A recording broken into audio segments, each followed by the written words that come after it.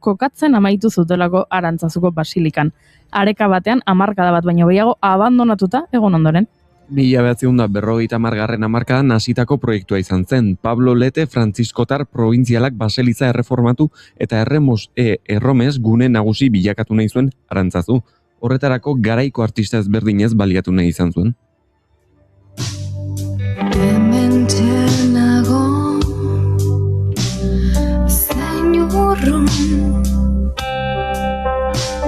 Zein bertan zelaian etzanda udaberriko txori ez blai lagunekin jolasean. Arkitekturarako Francisco Javier Sáenz de Oiza eta Luis Laorgarena aukeratuak izan ziren, baina eskulturarako Jorge Oteiza eta Joaquin Lucariniren artean lehiaketa bat antolatu omen zen, Oteizak irabazi zuena. 1952an Pablo Lete hil egin zen eta Elizaren sektore atzerakoienek proiektuari traba asko jarri zizkioten. Arte sakratuko batzorde batek Vatikanoko agintariei kontsulta egin zien eta horrek Oteizaren obra ezin zela arte erlijiosatzat jo esan zuen. 1954an obrak bertan behera utzi ziren eta Oteizaren apostoluak erdi landuak edo harri blokeetan errepide bazterrean geratu ziren utzita. 1978an proiektua berpiztu egin zen, Oteizak berriro lanari ekin zion eta 1979ko ekainaren 12tik 17 bitartean apostoluak Arantzazun jarri ziren. Hilabete batzuk geroago, urriaren 21ean, pietatea jarri zen fatxadaren goialdean. Crecí y el descaro lo aprendí por Barcelona. Perdí mi lengua en París, mi tiempo en LA, los hills en Milán. Jarrai ezagun eskultura gehiagorekin, askatasunaren estatua edo Statue of Liberty New York hiriko ikurretako bat gaurko egunez 1885ean iritsi zen hirira, Isere izeneko itsasontzian. Frantziako estatuak eginiko opari bat izan baitzan, Amerikako estatu batuetako independentzia aldarrikapenaren mendeurrena ospatzeko eta bi nazioen arteko adiskidetasun ikur gisa. Estatua Frederic Auguste Bartholdi frantziar eskultoreak egina da, eta barne egitura Alexandre Gustave Eiffel ingenieriak diseinatu omen zuen. Eugène Viollet de Cook arkitekto frantziarra arduratu zen estatua eraikitzeko erabilitako kofre xaflak aukeratzeaz. 1924ko urriaren 15ean estatu batuetako monumentu nazional izendatu zen eta 1984an UNESCOk gizateriaren ondare izendatu zuen. Yeah, I'm out at Brooklyn, now I'm down in Tribeca, right next to the Narrow, but I'll be hood forever, I'm the new Sinatra, and since I made it here, I can make it anywhere, yeah, they love me everywhere, I used to cop in Harlem, all of my Dominicanos right there up on Broadway, pulled me back to that McDonald's, took it to my stash spot, 560 State Street, catch me in the kitchen like a Simmons whipping pastry, cruising down A Street, off-white Lexus, driving so slow, but BK is from Texas, me, I'm out that Bed-Stuy, home of that boy Biggie, now I live on Billboard, and I brought my boys with me. Say what up to Tata, still sipping my top, sitting courtside, Knicks and Nets give me high five. Nigga, I be spiked out, I could trip a referee. Tell by my attitude that I most definitely from. Hey.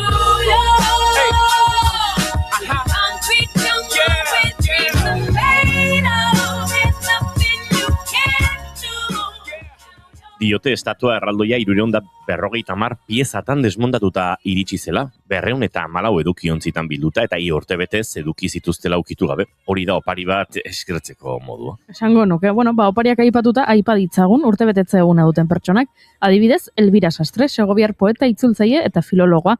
Lapsus Calami argitaletxearen eskutik 2013an 43 maneras de soltarse el pelo argitaratu zuen, Benjamin Pradoren hitzaurrearekin eta arrakasta izugarria izan zuen. Bere ibilbide poetikoari esker jaialdi eta ekitaldi literario garrantzitsuetan parte hartu ahal izan zuen. Hala nola Bogotako liburu azokan Inverso jaialdian eta Mexiko iria 2015ko nazioarteko poesia topaketan. Eta Olat Salvadorrek bere olerki bat hautatu zuen inspirazio gisa Eraman nazazu kanturako. Oe bakoitzean bazkat nire bihotza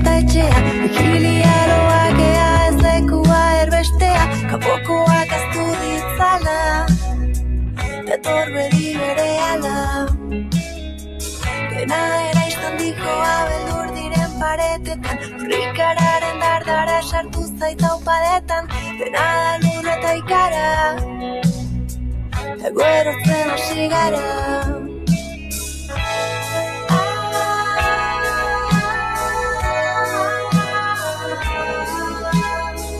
Dena da lurra eta ikara, ego erortzen hasi gara. Begira, gaurko egunez jaio zen baita ere Igor Fyodorovich Stravinsky San Petersburgon, musikagilea, piano jotzailea eta orkesta zuzendari handia eta polemikoa hori ere izan zen. Errusiaz gain, Suitz, Frantzia eta Ameriketako estatu batuak izan zituen bizileku. Stravinsky 20. mendeko musikagile eta artista garrantzitsuenetako bat izan zen, bai mendebaldean, bai bere jaioterrian. Time aldizkariak 20. mendeko pertsonarik garrantzitsuenetakotzat jo zuen. Polemikoa aipatu dugu, bereziki gora beratsua izan zelako udaberriaren sagaratzea bere obraren estrainaldia. 1913ko maiatzaren 29an Parisko Eliseo Zelaien antzokian Stravinskyren baletaren lehen emanaldia egin zen.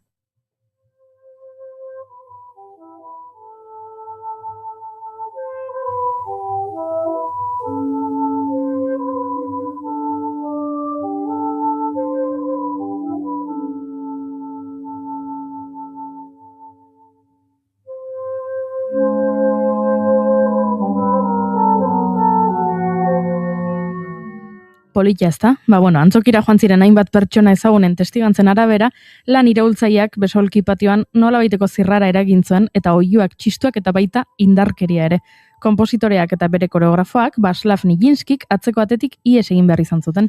Lurrikara batek antzokia astindu zuela zirudien, zioen estrainaldira joan zen Valentin Gross artista frantsesak, jendea ireinka, garrasika, txistuka, opilak eta ukabilkadak ere izan ziren, hitzak ez dira egokiak horrelako estena bat deskribatzeko.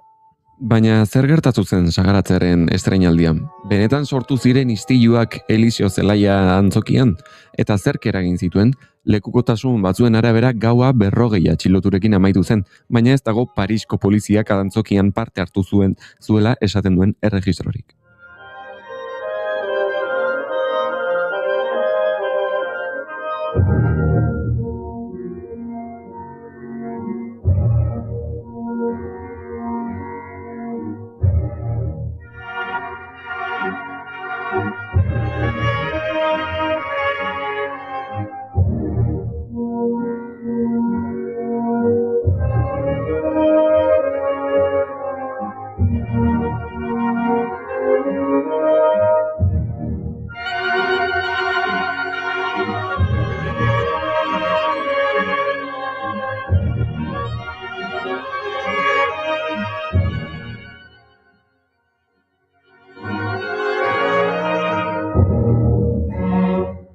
Jarrai ezagun musikarekin Philip Ryan ezagunagoa Philip Phil Chevron izenez, 1917ko ekainaren 17an jaio zen. Irlandar, gitar jole, konposatzaile eta abeslari izan zen, mundu mailan The Pogues punk folk musika taldeko gitarra jole izateagatik ezaguna. 2007ko ekainean The Poguesen webgunean iragarri zuten Chevroni minbizi esofagikoa diagnostikatu ziotela. 2008 urtearen hasieran ordea webguneak Chevron sendatu zela eta bere entzumena ia tratamendu mailara itzuli zela iragarri zuten. 2008ko martxoan, estatu batuetan zehar egindako birari ekin zion eta emanaldi bakoitzan Thousands Are Sailing abestu zuen. 2009ko Chevron minbiziari gabe zegoen.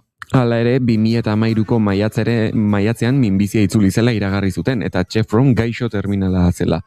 Bere azken agerraldi publikoa Olimpia antzokian izan zen urte bereko abuztuan dirua biltzeko. Chevron 2013ko urriaren 8an hil zen Dublinen 56 urte zituela.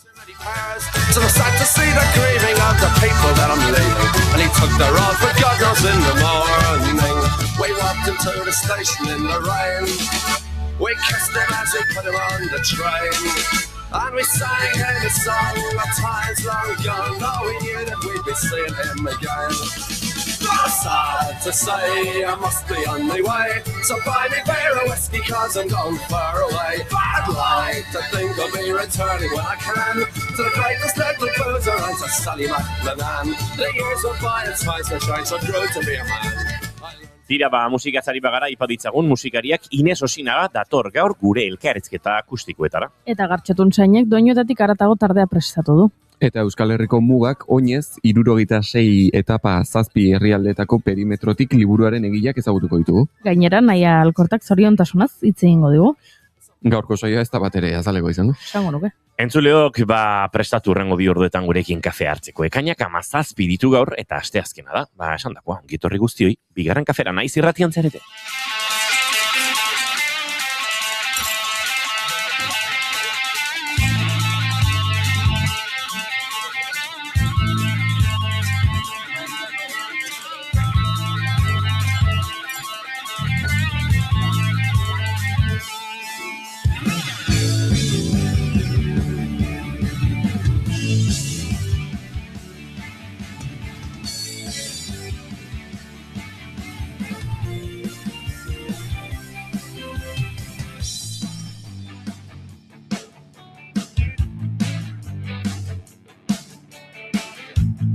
Zuekin entzuleok, Eneko Iturbe Otamendi, egunon. Egunon. Eta zuekin Goiuri ez eizarandia. Egunon.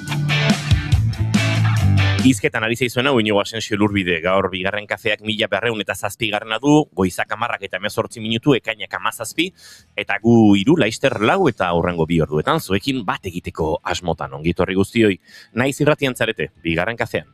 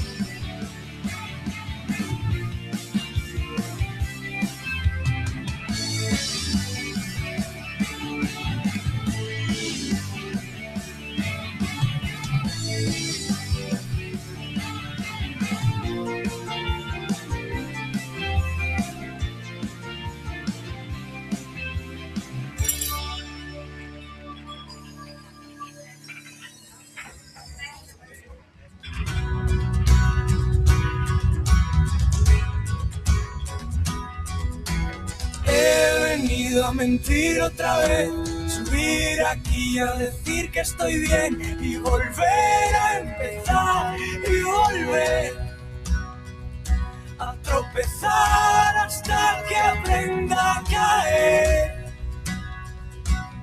Eta beldur naiz ez dute naizen, zure txeko atea zaztuko. Ez da ondo atea. Entzuleok ez dakit ondo aterako deno ez, baina gaurko ere osatuko dugu, kainaren 17ak merezi du, beste dozoin egunek merezi duen indarra eta kuraia.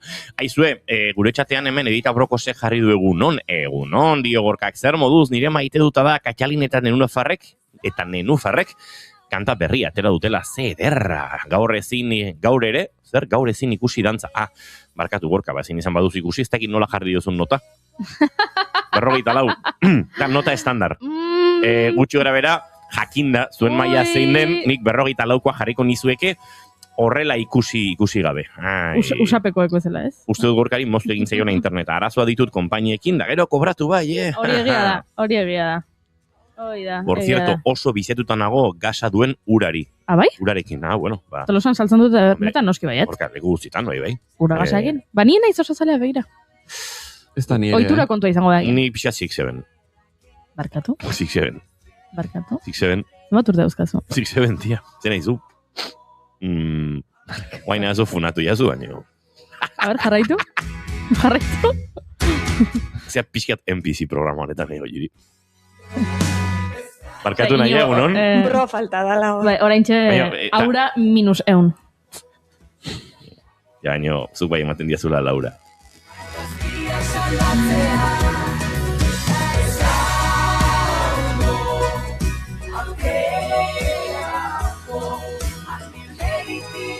Egia esan hor zalantza egin dut, Goiuri, Statue of Liberty nola esan behartzen zalantza egin dudan bezala.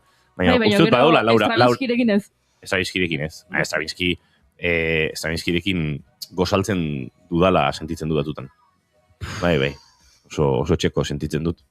hemen daukadan Fyodor Dostoyevski bezala, lenguan oparitu ziguten liburu lurpeko eskutuan idatziek. Stravinskirekin ez, ja, baina garbiago ikusi dut joa da. Bai, oso. Oso gutxitan entzun dut Statue of Liberty. Beti erderaz, uste dut entzun dudala. Ja. Eta hor geratu naiz. Ez aurrera eta ez atzera. Baina badago ez, leheno latxe zena orain ez da Laura. Ba, nik horienekin. Olako antzeko zerbait. Bai, Laura ez da. Osea, auzolotxa da Laura orain. Ez dakit, bai, imaginatzez, bai. Laura? Bai. Zergatik Laura? Ja, ez da egit. Ba, Laura gaixoak. Ez? Laura izena dutenak? Ja, imaginatzen dut dalako Laura, osea, Aura, Aura, Laura... baino Aura izan nahi Lucin, duela, Aura, baino... Laura... Nik behar dut Ez nere jobak, ez dakit klaseri daukan, uste dut ja oporretan da bilela. Ea konfirmatzen didan, leheno latxe zena orain Laura den. Eta esaldi batean kokatzen didan, porque zalantza daukat nik, Laura kontzeptuarekin.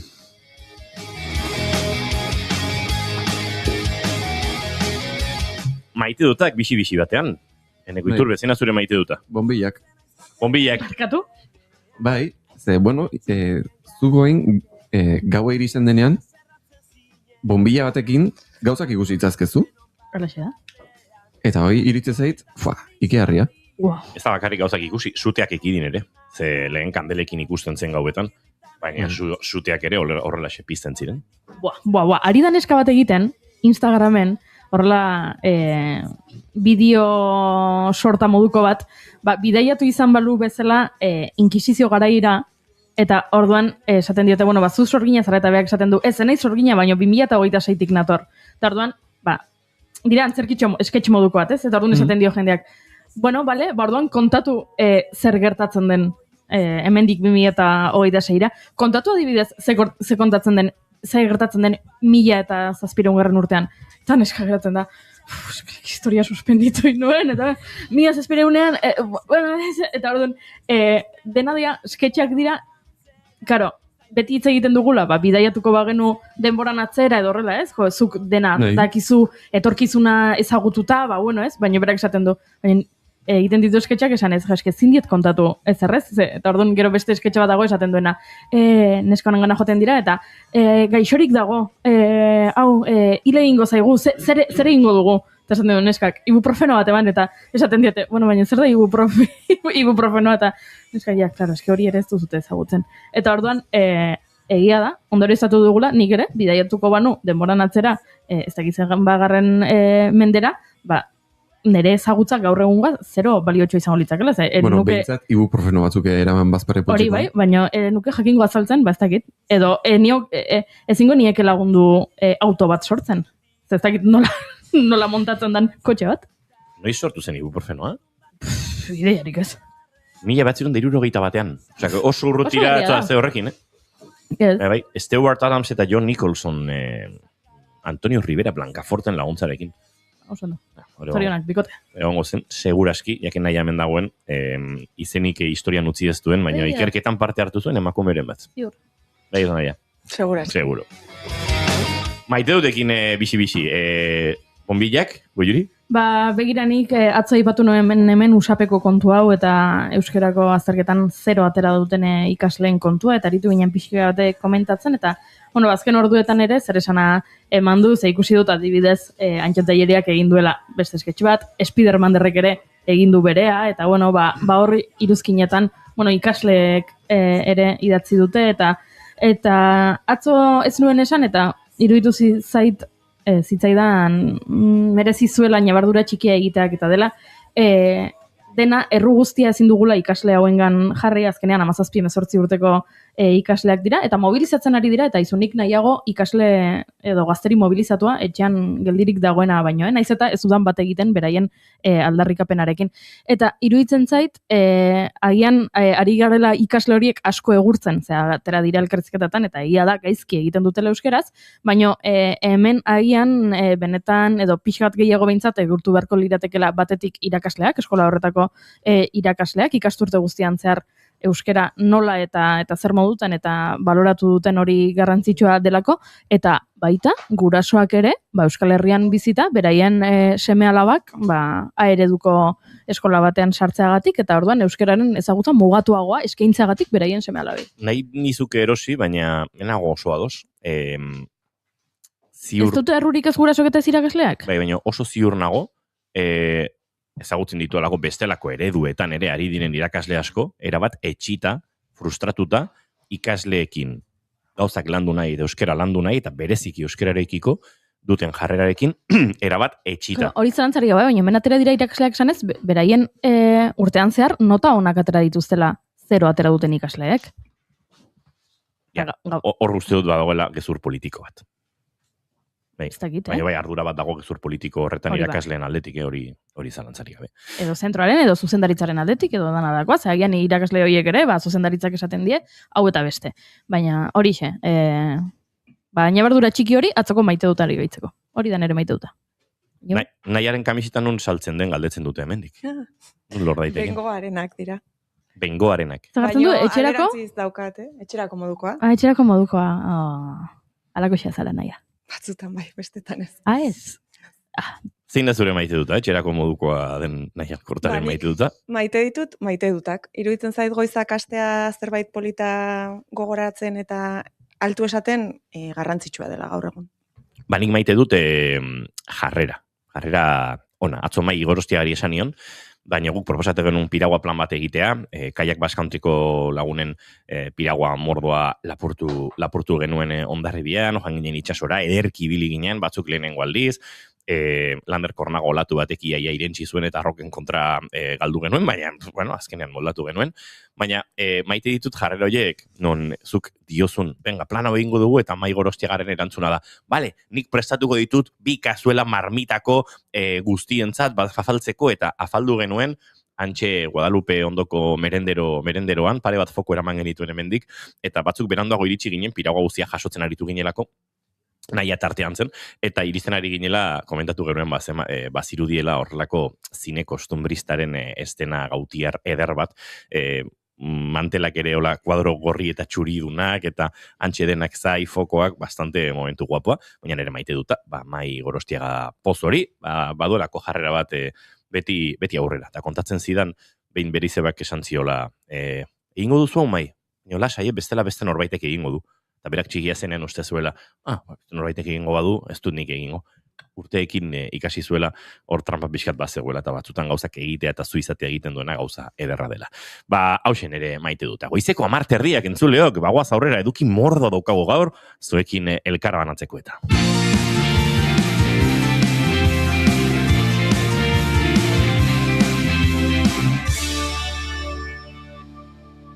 Bigarrenak ez direlako beti okerragoak, bigarren kafea.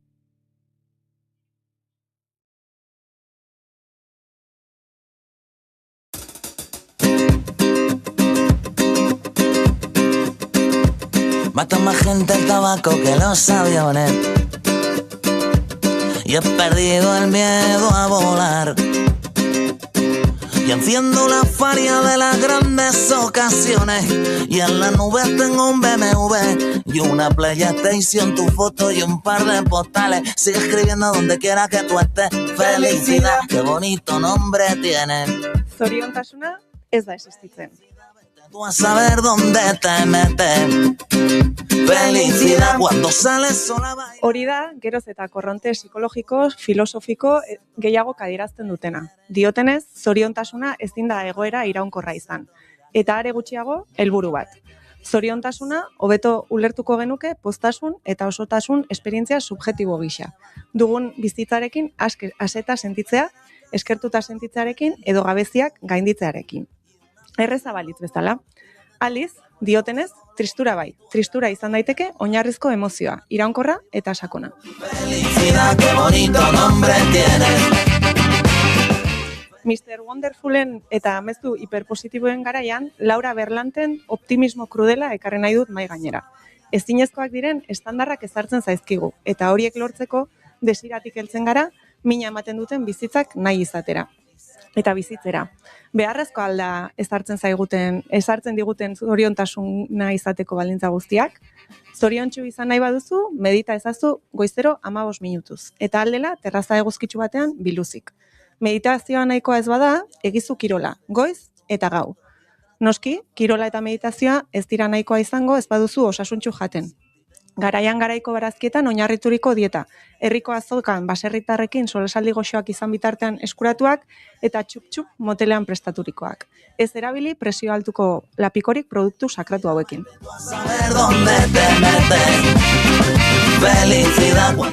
Zoriontsu zaraia da?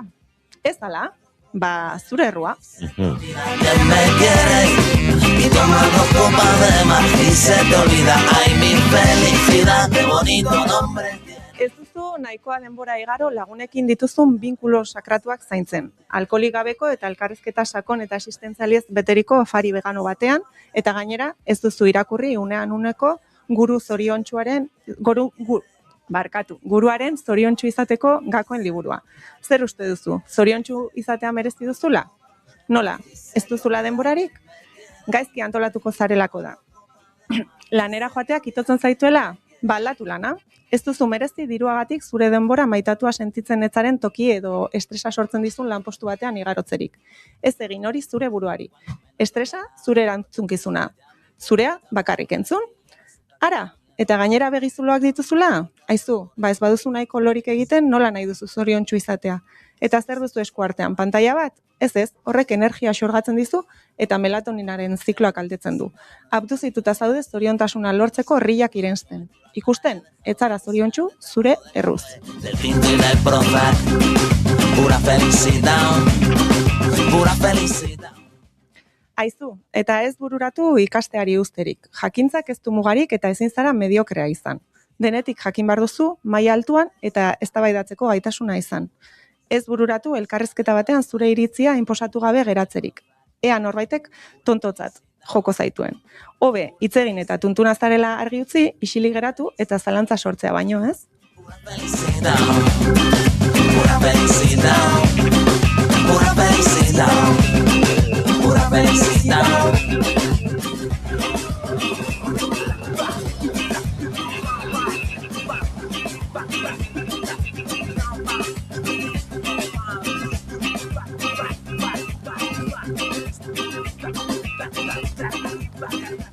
Eta bestela, erosi zoriontasuna. Zein da zure guilty pleasure-a? Listo, zorionak, zoriontsu zaraia da. Ez diozu hemendik aurrera zoriontasuna ezten beste ezer sentitu. Entzun? Hitz egin zure buruari eta zure buruaz beti goxo, maitasunez eta harrotasunez. Zure burua maitatzen ez baduzu, ez zaitu inork maitatuko eta. Benetan, zuloan gaudenean automatikoki inguruak maitatzeari utziko balio bezala. Edo zuloan zaudenean ere maiteko zaituzten pertsonak zure bizitzara helduko ez balira bezala. Hemendik, besarkada bat, zuloan ezagututako lagun eta maitalei. Edo unanuek esango lukeen bezala, eskuminak.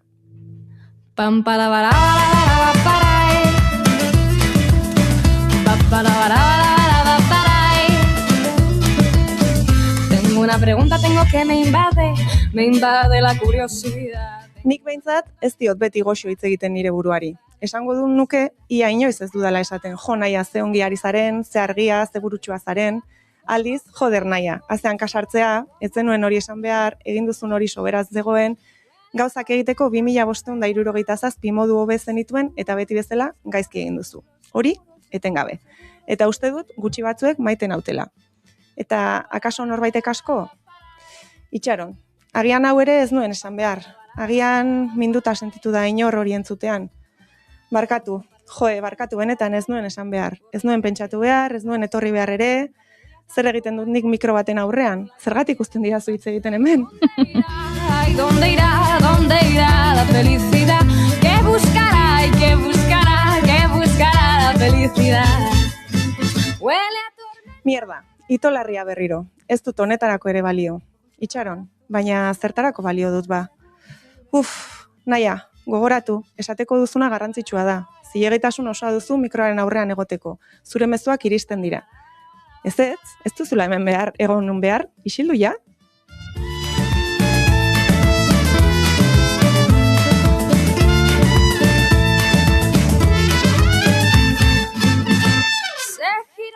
Zure lanak bizitzak aldatzen ditu. Gogoratzen atzo haurdun oso beldurtuta parean izan zenuen Amaia? Zer idatzi dizu gaur? Gogoratzen loaren aholkularitzarako miren? Eta lur, abortua izan zuenean deitu zizun lagundu zeniezaion. Dorletaren mezua jaso duzu titiarekin gozatzen ari dela kontatzen. Zure liburuak bizitza aldatu zizula esan zizun Naiarak. Eta bigarren kafeako Titi Henriaren inpaktua, eta Agateren kanpaina, joder, Naia, orain gutxi senatuan egon zinela, eta alare, impostorea ate joka.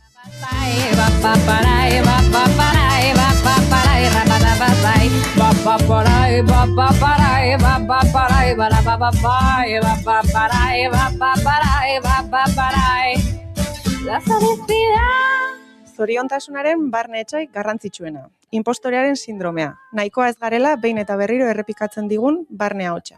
Autoexigentziarekin dantza egin ohi du eta zoriontasunaren printzak tirokatzen ditu kupidari gabe. Nahiko luke kupidok eraginkortasun hori izan. Ez duzu nahiko ondo egin, ez zara nahikoa garrantzitsua, ez zara behar beste egiten ari, ez duzu merezi. Eta zoriontsu izateko eskubidea ere ukatzen digu buruari azkenean. Impostorea garaiei berriz. Argituaz batera, badator ilargia. Gaur ez du irabaziko. Eta filosofo eta psikologo korronte berri hoiekin ados ez nagoela esango dut horrelaxe, filtrori gabe. Ze zoriontsu naiz aizue. Eta badira hilabete batzuk hori sentitzen dudala. Eta pentsa, izugarri kostatzen ari zaidala zoriontasuna bera ere barneratzea. Gauza txar eta drama pila bat gertatzen zaizkit, eta hala ere, bihotza beteta sentitzen naiz. Nire burua maitatzen ikasten, nire baitara itzultzen, ziurrenik ni izaten lehen aldiz. Eta ze zaila hori, zoriontsu izatea ere zaila da, izue. Gaizki sentitzen naiz egoera askotan mundua dagoen bezala egonda eta dudan motxila erraldoia izan da ere pozik nagoelako. Batzuetan, zoratuta nagoela pentsatzeraino. Irria aurregian zintzilikatzeko oiue. Ez dut uste zoriontasuna hautatu daitekenik, eta ez dut uste nik merezi dudanik ere. Baina nire buruari, harrika aritzeari apur bat utzi eta inpostoreari joateko eskatzen saiatzen nabil azken aldian. Eta denboraldia amaitu aurretik gehiago ezagutu nazazuen ongi egiten dituan gauza batzuk zerrendatzen saiatu naiz. Hanka sartzean, gehienetan konturatu eta konpontzen saiatzen naiz. Dena ematen dut. Dena aukeratzen dut eta ez dakit gauzak erdizka egiten. Oso ona naiz, gauzak beste prisma batzuetatik ikusten, haratago joaten. Amatalde eta itzaldietan lortzen dut bertaratu direnen eguna hobetzea. Ona naiz, aurrak ezten eta zaintzen, edo hori ematen du behintzat. Heldu funtzionala izaten ikasten ari naiz. Telefonoz hitz egiten dut, jada, pentsa. Lasaina zoragarriak egiten ditut, maite ditudanentzat, podcast guaiak egiten dakit, hazi egiten naiz hitz egiteko askatasuna daukadanean, autonomo on bezala azkar ikasten dut eta lan mota askotarako gai naiz, testu onak idazten ditut eta gorputza jartzen dut defendatzeko, eta antza, orain, badakit zoriontsu izaten ere. Etxerako modukoa, zalantzari gabe. Zuek ere zoriontsu izan zaitezten errezeta magikorik ez daukat, baina esango nuke, entzun dugun abestiak esaten duen bezala, egunero bizitzari minutu batez eskerrona adierazteak laguntzen duela, edo hemen egiten duzuen bezala, eguneroko maite dutek ere. Ze benetan, zoriontsu izateko beharko genukena da, kapitalismoa eta heteropatriarkatua suntsitzea, baina hori zailxiago dago gaur. Eta bestela, Jakin Beik 81an proposatu zuen bezala, temporari autonomous zone guneak sor ditzakegu. Instituzionalizatuak ez daitezken espazioak eta uneak dira, non munduaren ohiko ordena apurtzen den, naiz eta une motzak izan. Bizitzeko eta harremantzeko bestelako moduak posible diren espazioak, errealak eta gaur gertatzen direnak, ez etorkizuneko utopiak. Desira eta irudimenaren arteko matxinadak dira, sisteman arrakala sakonak, aske izateko espazioak, bigarren kafeak. So I'll close my eyes, look behind, moving on. Antza, diruak ez omen du zoriontasuna ematen, baina nik benetan uste dut asko laguntzen duela. Eta autonomo prekarioa naizenez, peloteo eta goxatze honen ostean, udarako kontratazioak DM bidez, edo baita telefonoz ere, pentsa. Eskerrik asko. Smile again, smile. Esango dut, eskerrik asko zuri, Naia Alkortalez garai, eta zindagizuet entzuleok, eta kontratazio arduradunek, Naiak telefonoz funtzionatzen duela, azken aldian, justu. Nik bigarren kafean kolaboratzen hasi zenean, topatu nuen hor, nik telefonoz, arazoak, azaroak. Mezu batekin konpondu daitekena, mezu batekin konpontzen. Batzutan dei batekin konpondu daitekena, ezin da Mezu batekin 27 mezuekin kakapilatu. Hori egia da. Moving on. Entzuleok batxean garagu Home Again Michael Kiwanukanen kantuenekin egingo ditugu urrengo 2 minutuak eta gure urrengo gonbidatuak aurkeztuko dizkizuegu segituan. Then I feel no fear. Then I feel no way. My paths will be made straight.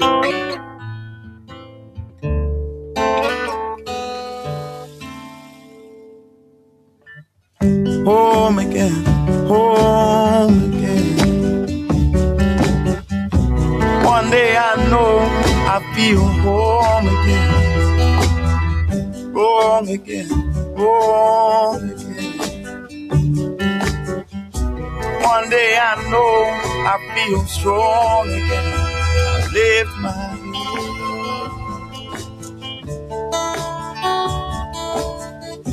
Many times I've been told, all this talk will make you go. So I'll close my eyes, look behind, moving on, moving on. So I'll close my eyes, look behind, moving on.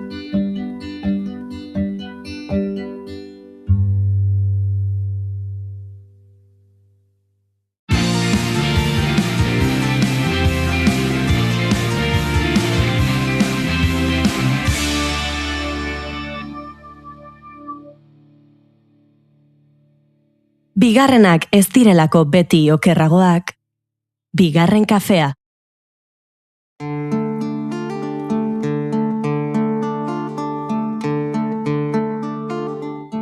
Maite ditut maite, gure bazterrak lambroak, izkutatzen dizkitanean. Maite ditut maite, gure bazterrak lambroak, izkutatzen dizkitanean. Euskal Herria ezagutzen dugula esaten dugu askotan. Ezagunak egiten zaizkigu kostaldeko herriak, mendirik altuenak edo gure inguruko txokoak. Baina zenbateraino ezagutzen ditugu benetan gure herriaren mugak. Zer aurkituko genuke Euskal Herriari bira oso bat emango bagenio. Oinez, itsasertzetik mendietara, ibarretik lautadaitara. Ikusten. Galera horri erantzuten saiatu dira Euskal Herriko mugak oinez 76 eta 7 herrialdeetako perimetrotik liburuaren egileak. Goierriko mendizale veteranoen taldeko kideak. Izenburuak berak iradokitzen duen bezala, Euskal Herriko muga jarraituz osatutako ibilbidea proposatzen du. 76 etapa 7 herrialde eta 100 kilometro bidaia. Baina ez da soilik mendigida bat. Paisaia historikoa, kultura eta herriz herri aurkitutako historiak ere biltzen ditu. Lambroak izkutatzen dizkitanean, zer izkutatzen duen ez ditanean ikusten. Liburuaren atzean urte askotako lana dago. Etapaz etapa Euskal Herriaren perimetroa osatzen joan dira. Gure herriaren profil berezi hori marraztuz. Horren amaitza da irakurlearen esku dagoen lan hau. Euskal Herria beste begi batzuekin ezagutzeko gonbidapena. Duela aste gutxi aurkeztu zuten liburua Ordizian, eta gaur hemen ditugu proiektuaren egietako batzuk. Juanjo Musika, Marisa Galdeano eta Josiam Nielsausti. Egunon eta ongi etorri bigarren kafeira irukote. Egunon. Bueno, Azteko zorionak liburuaren aurkezpenarengatik, gainera hiruan izan zen Ordiziko antzokian. Bertan egon zineten gainera taldearen hasieratik gaur arteko mendizale veteranoak. Kontatu pixka nola joan zen aurkezpen hori eta zelako jarrera edukizuen jendeak horren aurrean. Beno, lehenengo esatea Goierriko mendizale veteranoak hasi zela osatzen edo 2009 urtean. 14 kideekin. Eta Euskal Pirineko biran egin genuen 2009 urtean. Ondoren egin genuen Nafarroako mugetan zehar, 2012 eta 2013, eta ez, hauen aurretik Euskal Zazpi hiriburuak oinez, 2012. Orduan, hasiera batean ez zen asmoa Euskal Herriko mugak oinez egitea, ez zen, ez genuelako pentsatzen hori egingo genuenik, baizik eta ibilbideak eta birak lotzen hasi ginenean, konturatu ginen alzela hori burutzea. Eta Euskal Kostaldeko bira hasi genuenean 2012 urtean, kostaz kosta, ertzez, iritsi ginen Bizkaia eta Burgosko arteko mugetara. Eta jarraite genuen, gero Bizkaiak Burgoskoekin, Bizkaiak Kantabriarekin, eta Araba Burgos eta Nafarroarekin, eta bar. Orduan, ibilaldi hau, 76ko ibilaldi hau, 2012 urtean hasi genuen. Aurkezpena ordizian, orain esaten ari naizena egin genuen, argazki batzuekin, diapositiba batzuekin, eta, txurosoa iruditzen zait geratu zela, duina. Bai, noski ideia hau izatetik Euskal Herri osoari bira matearaino tartea dago, proposamena osatzeno sekulako tartea dago, eta irakurrelak segurazki askotan ez gara konstiente ez dela zenbat lan eta zenbat ordu dauden horren atzean, ez? Zuek 76 etapa hauek egin dituzue, nola izan da bidai hau? Ez dakit batera egin dituzuen denak, banaka, ez dakit. Bai, edo. Bueno, nik naiz asko bilitakoa bira hontan, baino hemen badago gizon bat ia gehienak egin dituna. Eta badira, bera baino gehiago egin ditunak ere. Ez asko baino. Konkretuki senarren emazte batzuk. Eta, balio izan digu Euskal Herriko bazter asko eta desberdinak ezagutzeko. Hasi kostaldetik eta gero mendietaraino, goi mendietaraino. Eta hor tartean izan dira, bardeak direla, beste muga batzuk menditsuk eta ezain menditsuk, oso bariatua, esango nuke, zertatik. Ez dakit zuzen erantzun dizudan, baina, Bai. Barkatu jazue, hortxe, bai.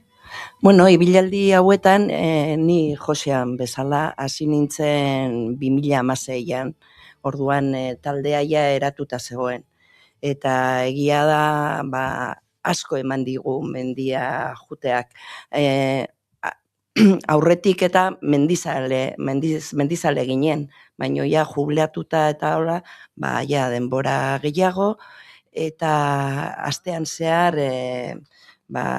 hasi ginen joaten. Gero esan behar dut baita ere emakumearen partaidetza haunditzez jundala, lehen Juanjo komentatzen zeian, sortu zenean taldea bakarrik emakume bat zegoen. Eta, gaur egun taldean mendizale gehiago gaude 120 edo horren ingurun, eta emakumeek 35 edo zean ingurun. Eta, bai, asko ikasi dugu, giro honean ibiltzen gea, eta badaude ibilaldi batzuk gogorragoak direla besteak baino aldez aurretik informazioa jasotzen dugu. Norberaren prestakuntza fisikoaren arabera, jakiteko prest gauden edo ez, markatutako ibilaldian egiteko. Eta, ez dakit nik ere, erantzun dizudan, bai. Gainera, noski Euskal Herriko bazter guzti hauek ezagutzea ez da hilabete gutxiko gauza bat, denbora asko behar izaten dut, dakit zenbat urte behar izan dituzu ezuek ibilbidea usatzeko? Juanjo. 6 urte. 2012tik 2018ra. Gure plangintza, antolamendua zen eta da, astean behin irtetzea, eguraldia lagun balin badugu. Asteazkena edo osteguna aukeratzen dugu, eguraldian arabera, eta irtera hori antolatzen dugu. Orduan, hor liburuan agertzen den bezala, 76 etapa dira, guztira 1379 kilometro, eta esan dezakegu, luzera hau egin dugula balizatutako edo markatutako bideetatik. Honek esan nahi du, gaur egun agian bide bat edo beste edo galduta egongo dela sastratkengantik edo balizak beste modu batera edo beste leku batera eraman dituztelako. Eta noski, urte guzti hauetan milioika esperientzia goituzue, argazki ibilbide, noiz pentsatu zenuten ibilbide zuen bidai hau paperera pasa bartzuela, noiz konturatu zineten liburu bihurtu bartzen utela zuen ibilbide hau? Jarri ginen harremanetan Sua argitaletxearekin 2023 urtean. Eta 3 urte pasatu dira gauzatu arte. Bilera asko egin ditugu, argazkiak eman, iritziak jaso, azkenean gauzatu da, erditu dugu liburua eta hemen gaude. Barkaia zuen bai, Joaren Txabi. Hau proposatu zuenen talden, eta konkretuki oso interesgarria iruditzen zaian, zedik hor material bat genduken oso importantea, eta hori bildu eta jendeari eman alizatea pauso garrantzitsua iruditzen zaian, eta hasiera-hasieratik ondo iruditu zaidan asmoa izan da. Gaina, aipatu duzun bezala bantxe, milioika eta milioika kilometro dira, asko dira, eta gainera, paisaia ezberdina daude, probintzia ezberdinak, zein da gehien harritu zaituzten paisaia edo txokoa, agian galdera zai izan daiteke toki asko delako. Norberak akaso zuena duzue?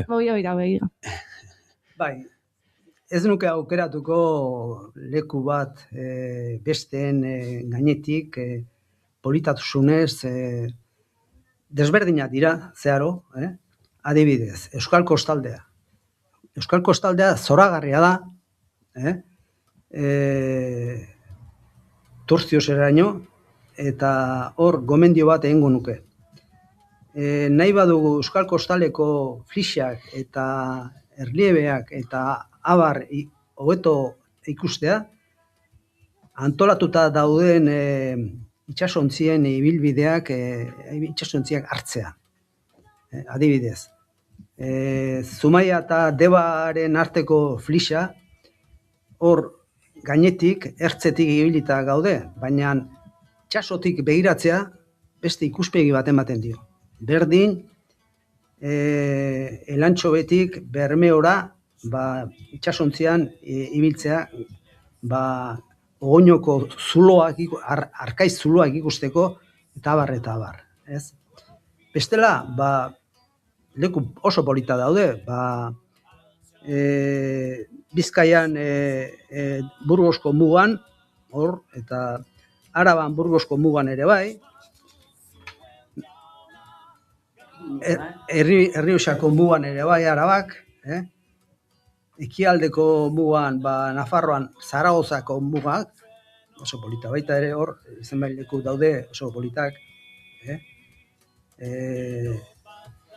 Antxo Abarka inguruan hor ibiltzea, Nafarroan Ugozkako mugan, Pirineotean, Burgi Fago, Lintza aterpetxea 3 erregen maila Laskun, Auñamendi Iturtzetako mendia, eta gero bukaeran, Zuberoan, Bearnoko mugan, hor ere leku zoragarria daude ikusteko. Hasi eta bukau danak. Bai, noski, zaila izan behar du aukeratza, noski, bai.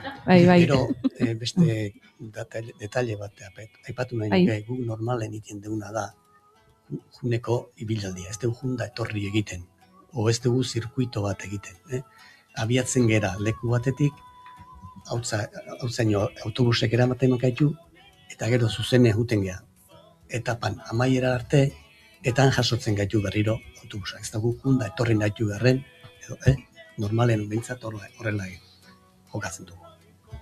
Ibilaldi hau egin nahi donak, kontuan izabarreko datu eruditzen zaiz, normalen gure kasaguten geanen iten dugu kotxean, nun baiten utzi, jun, eta atzea behiz etorri. Erdibidea edo loko zea, ez? Nik aipatu beharraukat gainera, hasieran galdetuz dizuet, baina zuek hilburuaren aurkezpen egin duzuek gainaren 3an, eta agian entzulen bat, entzuten eritze egunetako bat interesatzen zaio, liburua non lortu daitekeen jakitea.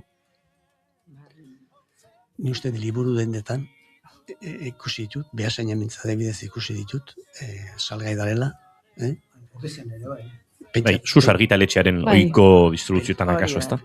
Pentsatzen dut ezeare web horritik ere, egongo litzekela, zuan argitaletxen barrun sartuta, eskuratzeko aukera.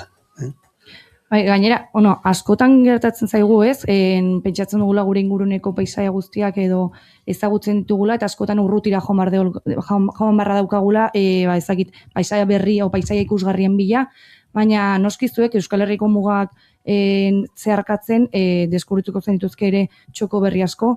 Zer ikasi duzue gure herriari buruz, honako proiektu honekin? Geografia aparte, historia ere bai, zeren ibilaldi bakoitz egin baino lehen, taldeko batek kezkatzen da informazioa jasotzeko. Zer gertatu dan historien zehar herri hoietan, eta edifizio bereziak balin badaude, baita ere, eta duela gutxi adibidez egon ginen oliten, eta oliten bukatu gendun ibilaldi bat, eta hor batek adierazi zigun gazteluaren goraberak, eta erregeen residentzia izan zala, eta oso interesgarria, eta gero naturaldetik ere bai, landaretza mota desberdinak, oso desberdina da hemendik ibiltzea, edo Bardetara jotea, edo bestela Pirineoko landaretza, eta guri balio izan digu zartzaro aktiboa izateko. Eta orduan edo zini komendatuko inoake, bizimodu aktiboa eukitzeko adibidez, modu ona oso polita dela. Gure bazterrak ezagutuz, ibiltzea. Gu gainera beti esaten dugu ez, Euskal Herria bakarra dela, baina aldi berean noski oso anitza da. Zuek aipatutako muga horietan, benetan nabaritzen da 7 herrialden arteko desberdintasun hau? Guk izan ditugun harremanak, adierazten dute, gutxi gora bera nun gauden. Ez da berdin Euskal Kostaldean ibiltzea eta bertako jendearekin elkarrezketatzea edo harremanak izatea, edo Nafarroako Bardetan, edo Biarnon edo Zuberoan, ez? Lehengoko ariari helduz, aberastasuna handiko lekuak ikusi ditugu. Ez ibilaldi honetan bakarri, baizik beste ibilaldietatik, eta batzuk iruditzen bazaizue aipatuko ditut. Urte horietan ikusitakoak, adibidez, Irulegiko gaztelua. Bukatu ibilbidea eta edo gaztelutik pasatu. Zorionekoak gu. Pozalagoa, Karrantzako udalerrian, Enkarterrian dagoen koba. Balmasedako Burdinbide Putxero Museoa. Mundukiloko kobazuloa, Astiz herrian kokatua dagoena, Aralarren. Burgiko ofizioen ibilbidea. Andeloko erromatar aztarnetegiko arkeologiko gunea, Mendigorrian kokatua dagoena. Isturitzeko eta Otxozelaiko kobeak, Isturitze eta Arberoako herrietan kokatua daudenak.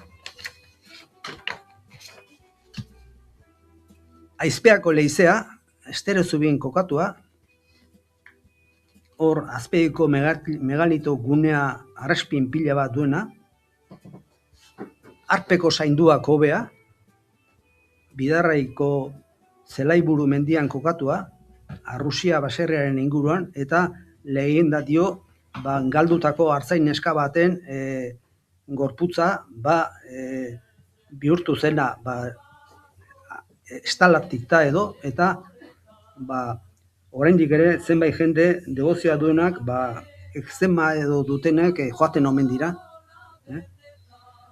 Gesaltzako gainenan, baita ere onda gaude, Okabeko hilarrita, trikuarri edo gehiago daudenak, upategi batzuetan, guzti hauek ikusita zeuzkeagu, baina ez ebilaldi honetan makarri, baizik beste guztietan. Ez da makala entzuleok ari zarete entzuten eta xehetasunez jasotzen, baina liburuak xehetasun gehiago, informazio gehiago eta edertasun ugari biltzen du. Euskal Herriko mugak oinez 76 etapa, 7 herrialdeetako perimetrotik, liburuaren egileak Juanjo Musika, Marisa Galdeano eta Josean Insausti gurekin izan ditugu gaur bigarren kafean. Hirukote mila esker gaur gurera hurbiltzeagatik eta esandakoa, bigarren kafe bat topatzeko aitzakia izango dugu, naiz eta mendipuntan edo gure herriaren ertzen batean baldin badere. Mila esker hirukote. Eskerrik asko.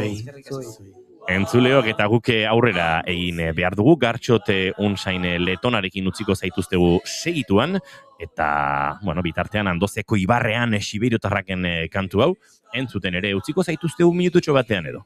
Izan libro etxian, arbasuen luretan, beste nere espetian, da mürik mentez mente, ebiliri galtzetan, atzo egin den bezala, ara nuen menpean, Andozeko ibaran, Andozeko ibaran. Jauna begireza. Goizeko mekak eta 4 minutu entzuliok eta esan da bezala Gartxoton zein letonarekin utziko zaituztegu eta bien bitartean soinu frogak giroan murgilduko gara. Ines Osinagarekin Leiztorgun laborategian izatea espero du.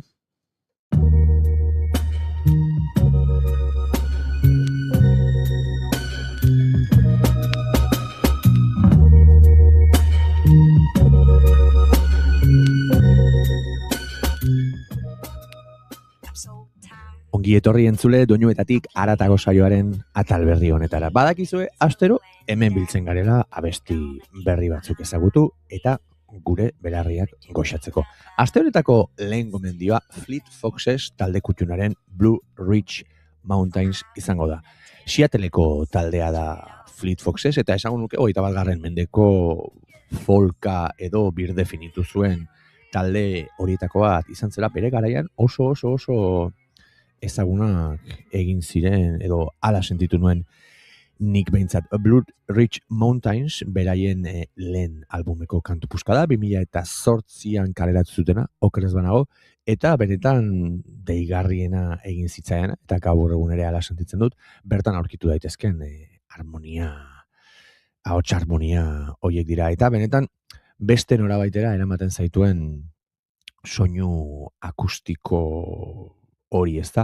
Blue Ridge Mountains hauek, okerez banago, estatu batuetan dauden mendi batzu dira, edo mendilerro bat da, eta orduan oso paisaiak edo natura inguruak iradokitzen dituen musika dela esango nuke. Kompositorea Robin Peck da, kantaria ere bai, eta benetan kantu honek gelditu, ingurura begiratu eta lasai arnaz hartzeko gonbita luzatzen digula iruditzen zai. Beraz, hemen txeduzue Fleet Foxesen Blue Ridge Mountains kantua.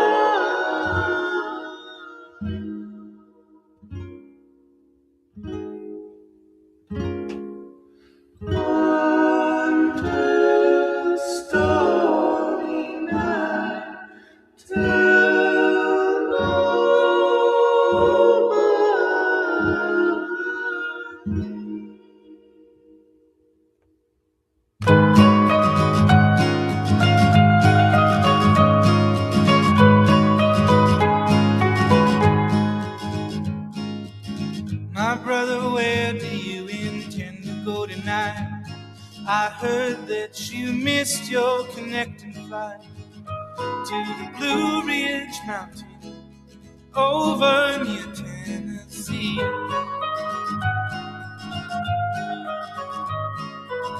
You're ever welcome with me anytime you like. Let's drive to the countryside, leave behind some green-eyed look-alike, so no one gets worried, no. So no one gets worried, no. But Sean, don't get careless, I'm sure it'll be fine. I love you, oh brother of mine.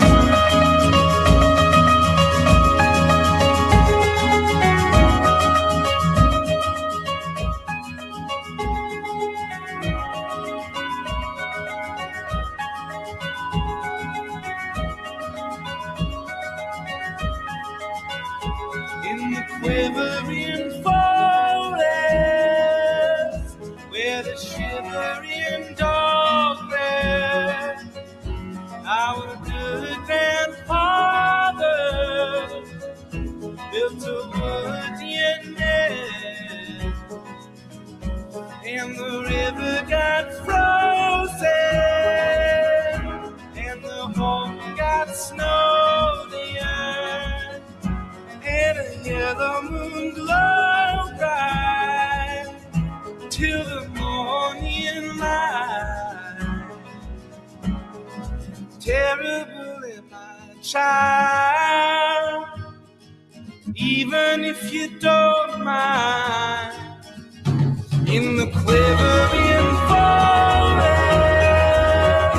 where the shivering dog rests, our good grandfather built a wooden nest,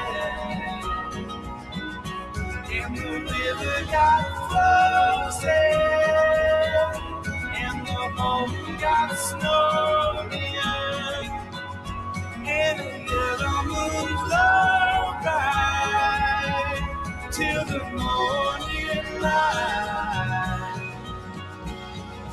Terrible am I, child,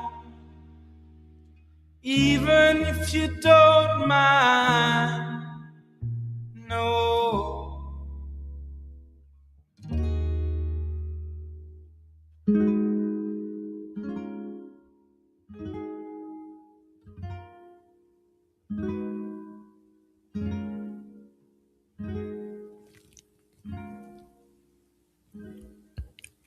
Hortxe entzun dugu Fleet Foxes taldearen Blue Ridge Mountains kantu puska.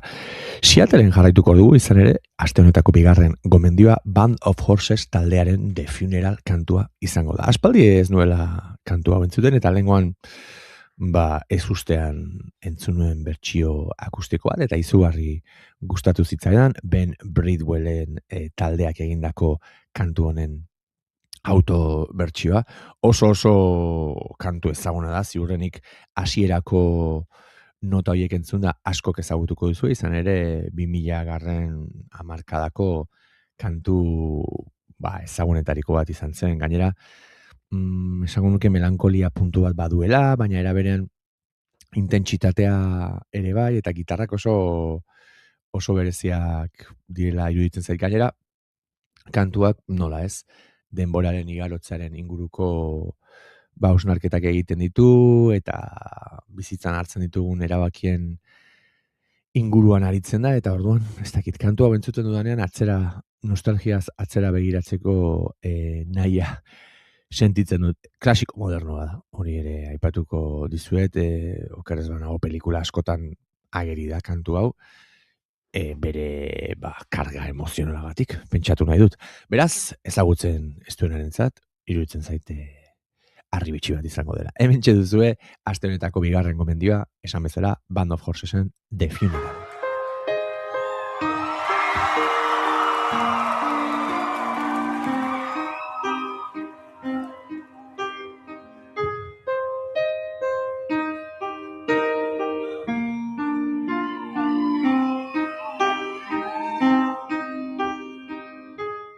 coming up only to hold you under. I'm coming up only to show you wrong. But to know you is hard, and we wonder. To know you all wrong, we won't.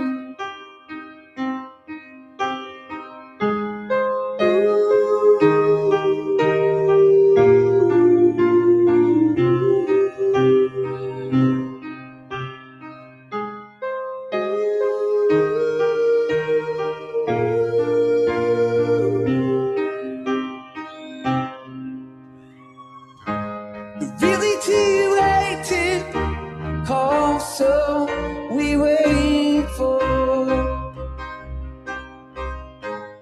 morning to wake you is all we got.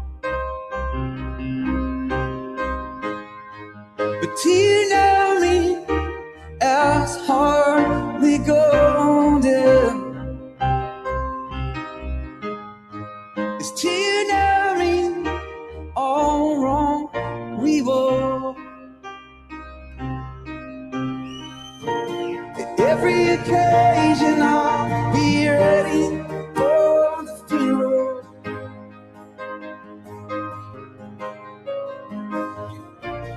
Every occasion once more, it's called the funeral.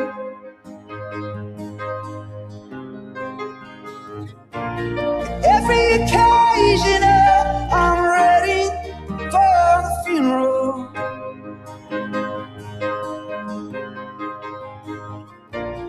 Every occasion 1 billion day funeral.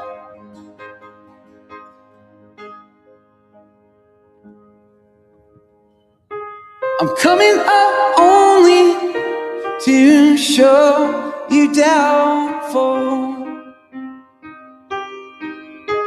I'm coming up only to show you wrong. To the outside, where the dead leaves will be all alone. For they died and had trees to hang their upon.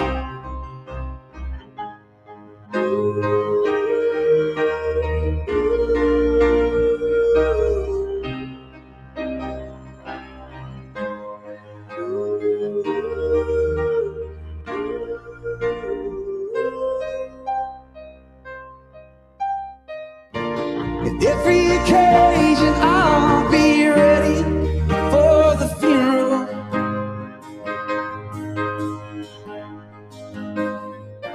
At every occasion once more was called the funeral.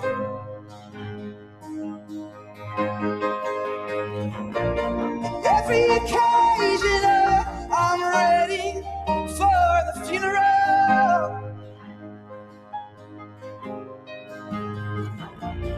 Every occasion 1 billion day funeral.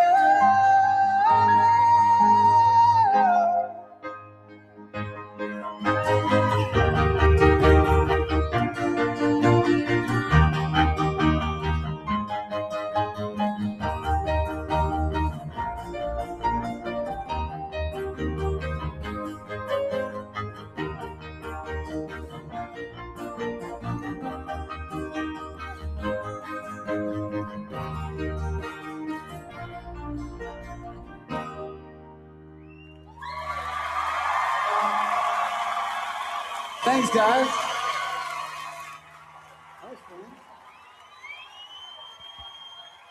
Hortxe entzun dugu Band of Horsesen The Funeral kantu puska. Aste honetako 3. gomendioa, lehenago ere tarte honetan izan dugun Ben Howard izango da, eta kasu honetan All Pine ekarri dizuet.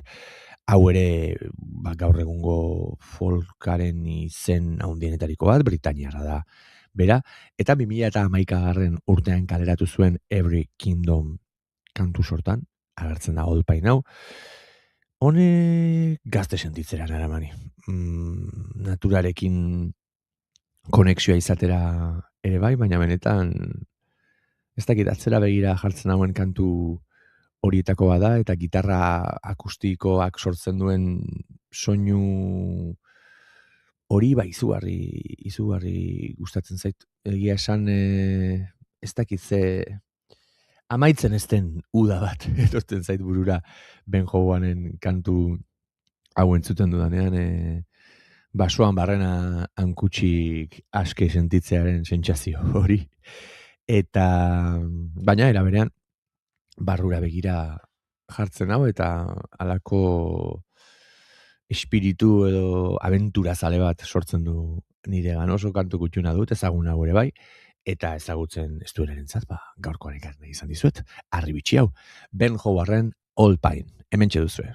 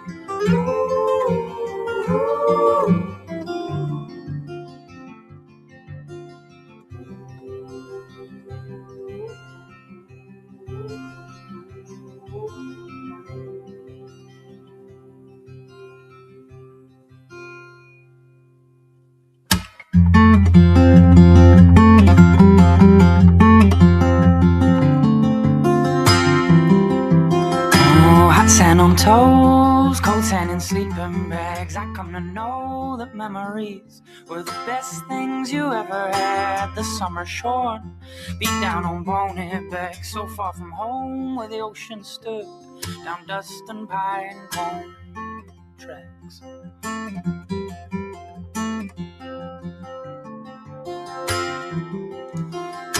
We slept like dogs down by the fireside, awoke to the fog where all around us the boom of summertime.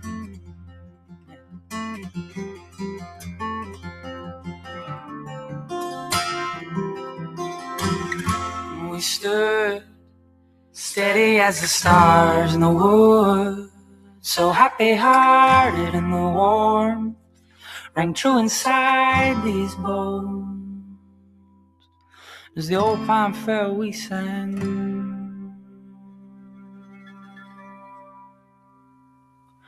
just to bless the morning.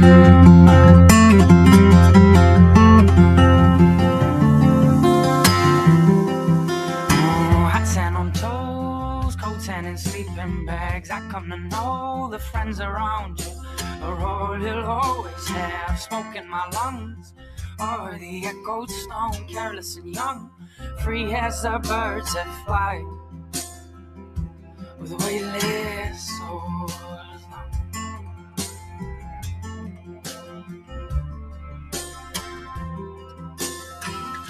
We stood steady as the stars in the woods, so happy-hearted in the warmth rang true inside these bones. We stood steady as the stars in the woods, so happy-hearted in the warmth rang true inside these bones. As the old pine fell, we sang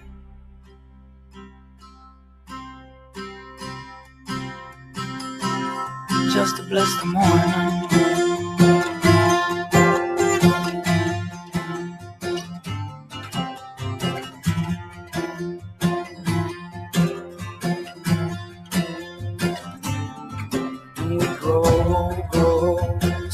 as the morning, here we grow, grow. Old as steel, how we grow, grow. Happy as a new dawn, we grow, grow. Old as steel, how we grow, grow. Steady as the flowers, here we grow, grow. Old as steel, how we grow, grow. Happy as a new dawn, we grow, grow. Old as steel.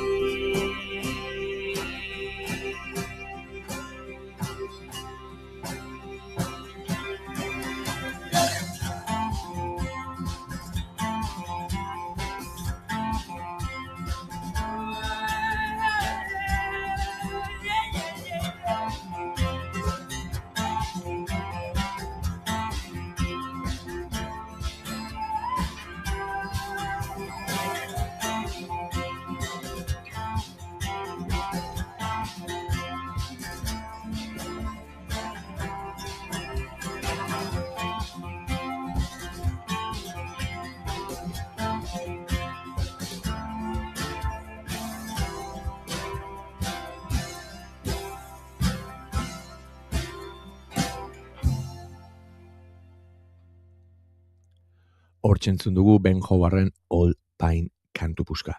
Aste honetako azken gomendioa Eddie Vedderren Society izango da. Izan ere, urte asko eta gero, aste honetan berriz ikusi dut Into the Wild filma. Ezagutzen ez duenarentzat, bertan Chris McCandlessek egin zuen bidaia erakusten da, film horretan, eta nola Alaskara egin zuen bidaia horretan, bidean bizitako abentura ugari. Eddie Vedder, Pearl Jameko kantariak egin zion soinu banda film honi, eta filma oso ezaguna egin zen, eta soinu banda ere bai, soinu banda izugarria da. Oso lan borobila egin zuen Eddie Vedderrek, eta kantu guztiak gustatzen zaizkit, baina egia da, gaur ekarri dizuetan Society honek baduela pelikula horren espiritua laburtzeko gaitasun berezi bat, ez da? Bertan, kontsumismo atzean utzi eta bizitza sinpleago baten bila doan pertsona baten historioa kontatzen zaigu, eta kasu honetan, kantuan instrumentazio oso xumearekin eta mezu zuzen batekin, gizartea eta gizakiaren artean dagoen harreman hori ezbaian jartzen da, ez da? Izugarrizko kantua da, inoiz ez naiz nekatu kantu honetaz, eta, inspiratu nago aste honetan. Beraz, gaurkoan, laugarren gomendio gisa, asteari amaiera emateko ekarri nahi izan dizuet. Hementxe duzu beraz, Eddie Vedderren Society kantua. Eta zu entzule, hurrengo astean entzungo dugu elkar, bitartean, zaindu zaitez, eta ondo segi, aio, aio.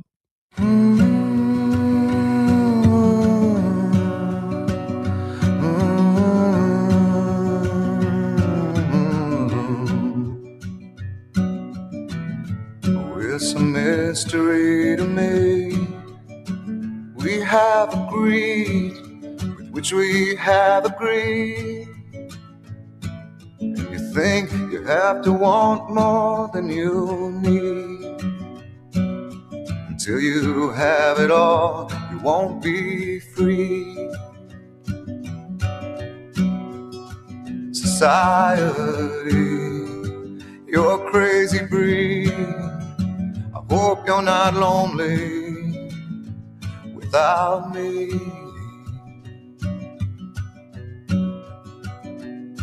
When you want more than you have, you think you need.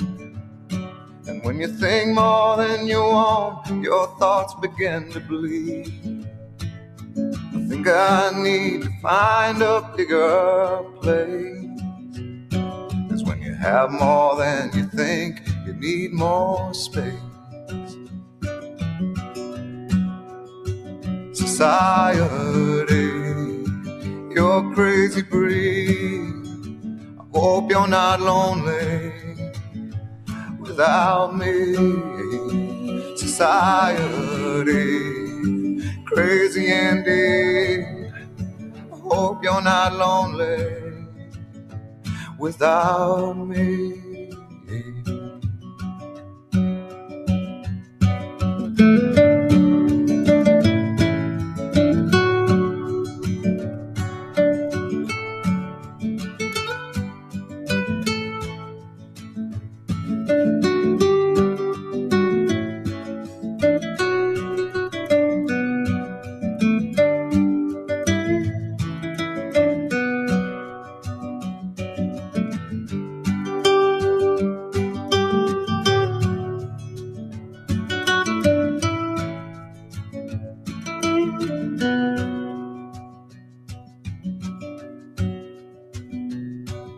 There's those thinking more, less is more. But if less is more, how you keeping score?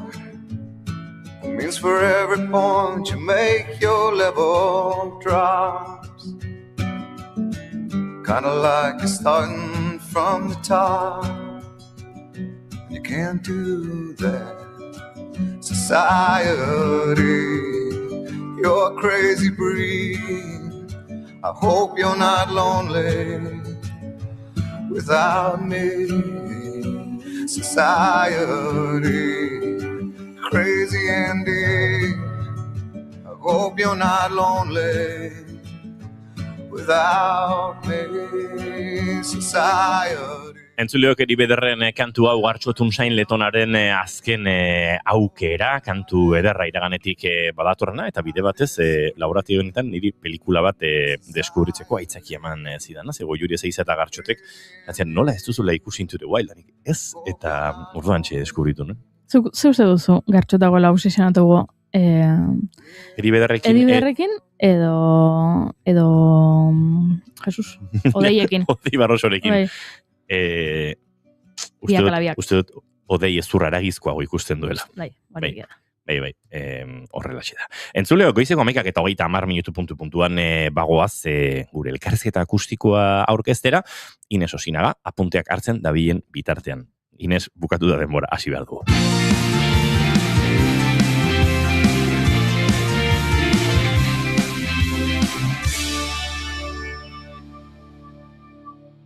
Bigarrenak ez direlako beti okerragoak, bigarren kafea.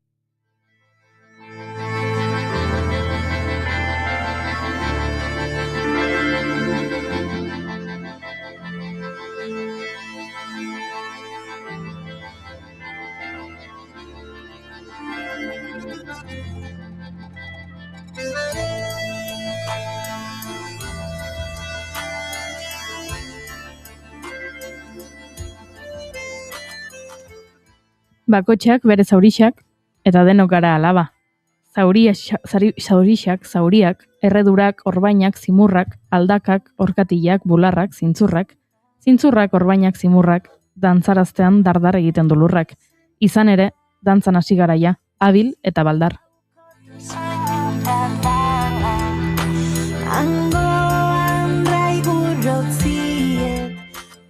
Eta eskuz esku aldatzen badu distira diamanteak, ez dago ez diamante, ez perla, ez urregorririk, alegarantzia baino, ez dago berik. Beraz, guk antola ezagun pozaren konjura.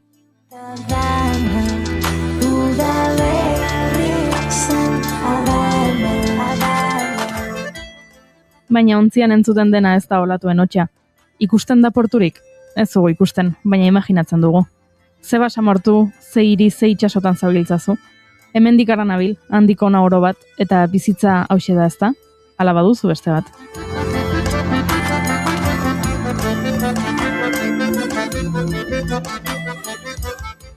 Ines Osinagak duen bizitza hauxe da, musikan barrenak ustutzea. Eta guk, ustutze horri, zuko aterako diogu gaur, elkarrizketa guztikoetan.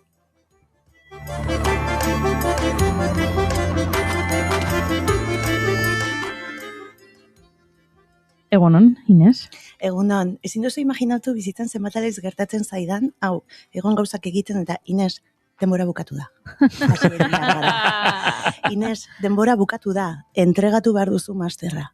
Ines, denbora bukatu da, hau da kantua. Zenbat entrega egin ditu Ines Osinagak azkeneko 2 urtetan? Pila bat. Askotxo batzuk, Bai, eta egia da, horrek aldatu doztala bebai sortzeko modua, osea, azken urtetan sortzen dut deadlineen arabera. Osea, deadlineen arabera organizatzen naiz. Eske bestela, eske baliabide limitatua da denbora. Ez balizu norbaitek esango Ines amaitu da denbora, bukatutzat, zuk gai izango zinake proiektu bat bukatutzat emateko, edo behar duzu norbaitek esatea bukatu da denbora, eta hau da dagoena. Anarik esaten du ez bali modugu aukeratzen, bizitzak aukeratzen duela zugatik, askotan gertatzen zait. Baina bebai relajatu naiz horrekin, pues, hola da.